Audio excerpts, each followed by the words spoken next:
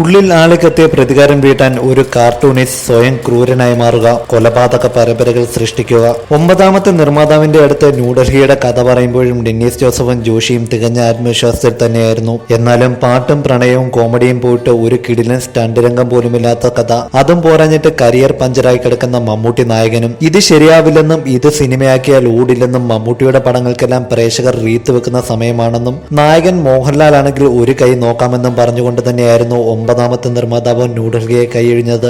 ഒടുവിൽ ജോയ് തോമസ് എന്ന നിർമ്മാതാവിന്റെ രൂപത്തിൽ ജോഷിക്കും മമ്മൂട്ടിക്കും ഡെന്നീസ് ജോസഫിനും മുന്നിൽ ദൈവം പ്രത്യക്ഷപ്പെടുകയായിരുന്നു. കോവളത്തെ സമുദ്ര ഹോട്ടലിലും മഹാബലിപുരത്തെ ഐഡിയൽ ബീച്ച് ഹോട്ടലിലും വെച്ചുകൊണ്ടായിരുന്നു ഡെന്നീസ് സ്ക്രിപ്റ്റ് എഴുതിയത്.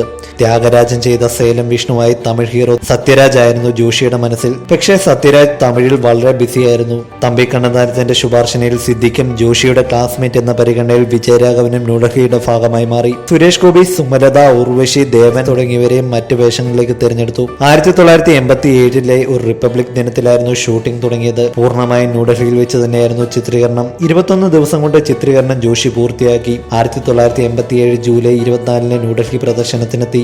ആദ്യ ഷോ കഴിഞ്ഞതും തിയേറ്ററുകളിൽ നിന്നും ആരവങ്ങൾ അലയടിച്ച് പ്രേക്ഷകരുടെ ആവേശം മണപൊട്ടി ഒഴുകി. കാശ്മീരിൽ നായർ സാബിന്റെ ഷൂട്ടിങ്ങിൽ പങ്കെടുക്കുന്ന മമ്മൂട്ടി വിവരമറിഞ്ഞ് ജോഷിയെ കെട്ടിപ്പിടിച്ച് പൊട്ടിക്കരഞ്ഞു. 50 ദിവസം പിന്നിട്ടപ്പോഴേക്കും മലയാള സിനിമയുടെ അതുവരെയുള്ള ബോക്സ് ഓഫീസ് കളക്ഷൻ റെക്കോർഡുകളെല്ലാം ന്യൂഡൽഹി തരംഗത്തിൽ കടപുഴുകി ഒലിച്ചു പോയിരുന്നു. ഹിന്ദി, തെലുങ്ക്, കന്നഡ ഭാഷകളിലെല്ലാം ചിത്രം റീമേക്ക് ചെയ്യപ്പെട്ടു. ചാരത്തിൽ നിന്നും ഫീനിക്സ് പക്ഷിയെ പോലെ ഉയർത്തെഴുന്നേറ്റ് മെഗാസ്റ്റാർ സിംഹാസനം പണിത മമ്മൂട്ടിയുടെ മാത്രമല്ല, ചിത്രത്തിന്റെ മുന്നണിയിലും പിന്നണിയിലും പ്രവർത്തിച്ച മുഴുവൻ പേരുടെയും ജാതകം ന്യൂഡൽഹി തിരുത്തി എഴുതിയിരുന്നു.